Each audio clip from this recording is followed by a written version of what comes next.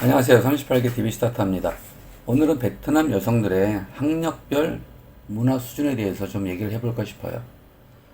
참고로 저는 저희 공장에 여성 근로자들이 한 50명 정도 있었습니다.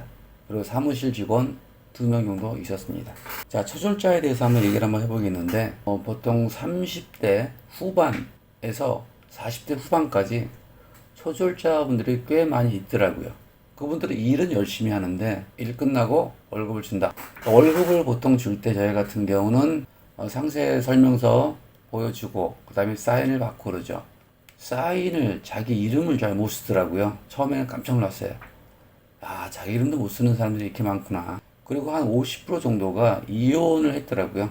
이혼한 자녀들은 보통 베트남 이상하게 여자들이 애들을 맡아서 키우고 있더라고요.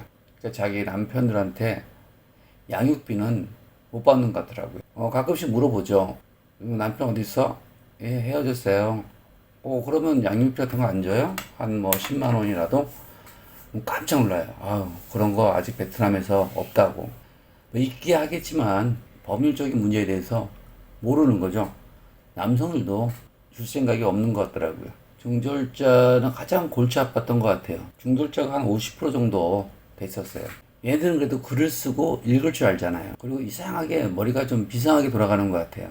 안 좋은 쪽으로 돌아가는 것 같더라고요. 일도 초졸자들에 비해서 요령을 부리는 부분이 좀 많았던 것 같고 30대들이 거의 다 중졸자였던 것 같아요. 30대니까 다 결혼을 했더라고요. 베트남은 좀 예전 시골 같은 경우는 빨리 결혼했어요. 국민학교 안 그러면 중학교 정도. 30대들은 이직이 굉장히 많더라고요. 우리 공장에서 일을 하다가 월급 받고 나서 다른 공장으로 간다든지. 그래서 저는 싫어하는 사람들이 한 30대. 그 다음에 고졸자들은 10%, 15% 정도 있었던 것 같아요. 얘네들도 일하기를 싫어하더라고요. 그리고 베트남은 생각 외로 일할 때가 굉장히 많아요. 그리고 중졸자, 고졸자들은 머리가 좀 생각 외로 안 좋은 쪽으로 좀 발달이 된 것 같아요. 초졸자들은 이렇게 이렇고 저렇고 그런 말이 없어요. 그냥 이거 하세요 그러면 무조건 하더라고요. 근데 고졸자, 중졸자들은 몇 군데 공장에서 일을 하다 보니까 자기 나름대로의 어떤 생각들이 있는 것 같아요. 요번 달은 여기, 다음 달은 저기. 월급이 예를 들어서 10,000원, 20,000원이 높더라도 바로 이직합니다. 베트남은 대졸자들이, 그러니까 대학교가, 우리나라는 전문대학하고 4년제 대학이 있잖아요. 2년제, 4년제. 베트남은 2년제, 3년제, 4년제가 있습니다. 근데 2년제들은 그냥 고졸자라고 생각하시면 될 것 같아요. 경력도 그렇게 많이 없고, 관리적인 차원에서 봤을 때 관리를 잘 못해요. 2년차하고 3년차들은. 4년제 대학 나온 여성들은 똑부러지게 하더라고요. 저는 베트남 사람들을 나쁘게도 보는 경우도 있지만 좋게 보는 경우도 많이 있습니다. 그리고 베트남에서 이 남자는 왕입니다. 정말 베트남 남자들은 한량입니다. 중국도 그렇다고는 하지만 근데 나이 40대, 30대 후반, 40대들은 정말 일을 안 하더라고요. 왜냐면 와이프가 벌어오니까. 그리고 저 같은 경우 이제 와이프가 화장품 이 도매 시장을 하다 보니까 얘기를 들어보면 일을 안 하더라고요. 그러니까 저 역시도 요즘에 와이프를 조금씩 도와주기 시작해요. 지금 코로나 때문에 저도 일이 조금 줄은 상태고, 제가 이제 박스 같은 거 들어서 도와주면은 너무너무 고마워하더라고요. 너무 고맙다. 라고 저한테 이제 표현을 하고, 베트남인들과 결혼을 하려면 가능하다면 대졸자들과 결혼을 하기를 바랍니다. 대졸자들은 우리 한국인들에 대한 문화에 대해서 따라오려고 하고, 그런데도 왜 조금씩 문제점이 생기냐면 그들의 부모들이 남자를 상전으로 모셨잖아요. 우리나라 옛날처럼. 대졸자들은 그래도 아무래도 한국 사람을 이해하는 편들이 굉장히 많습니다. 예를 들어서 지금 베트남에서 여자하고 같이 산다. 결혼 안 하고 같이 사시는 한국 분들 많잖아요. 그 사람들이 만난 사람들이 누구예요? 다 술집 애들, 마사지 애들, 미장원 애들. 가장 만나기 쉬운 거죠. 걔네들 학력 보면은 딱 나와요. 초, 중.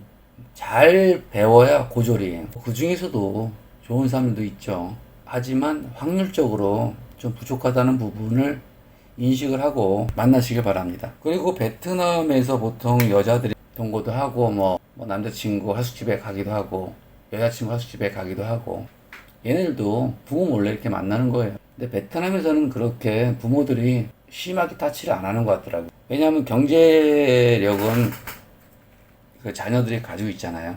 시골 사람들의 한도내입니다. 도시에 있는 사람들은 좀 틀리겠죠.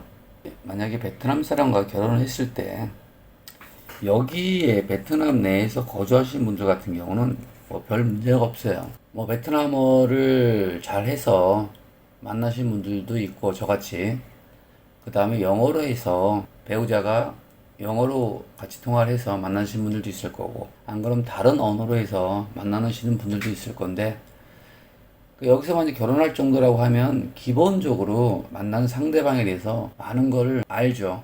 그리고 베트남 같은 경우는 보통 결혼을 좀 빨리 하는 편입니다. 전에는. 근데 요즘에는 좀 많이 늦어진 것 같아요. 20대 후반에서 30대 초반 정도로 이제 트렌드가 좀 바뀌고 있는데, 베트남 사람과 결혼을 했을 때 한국으로 가서 사시는 분들 많잖아요. 여기서 90% 이상이 시골에서 올라온 사람들이잖아요. 초등학교 나오고 중학교 나오고 잘해야 고등학교 졸업한 여성들하고 결혼을 하는 거죠. 그 여성들은 공장 일을 하기 싫어서 한국 사람하고 결혼을 하는 거잖아요. 그 중간에 있는 그 사람들이 분명히, 야, 너는 한국 가면 아무것도 안 해도 돼. 애만 낳고 그냥 집 살기만 해. 결혼해서 남편이 뭐 매달 100만 원씩 줄 거야. 너네 부모님한테 보내드려도 돼. 이렇게 뻥을 씌울 경우가 많아요. 정말 베트남 여성들한테는 약속에 대한 개념을 정확하게 알려줘야 돼요. 내가 너한테 이렇게 해줄 거야. 너도 나한테 이렇게 해줄 수 있니? 잠자기 위해서 결혼하신 분들도 있겠지만, 정말 소중한 자기 배필을 만나러 오시는 분들도 꽤 많이 있잖아요. 내가 지금 어느 정도 상황이야. 너나하고 결혼할래? 이렇게 해주면 베트남 애들도 어느 정도는 대비를 하고 한국에 가겠죠. 그리고 두 번째, 저희 와이프 들어오는데 그렇게 청소 깔끔하지 않습니다. 보통 집 청소를 매일 하지 않고 한 3일에 한 번? 그때그때 하는 것 같아요. 아, 이거 너무 더럽다 라고 느낄 때.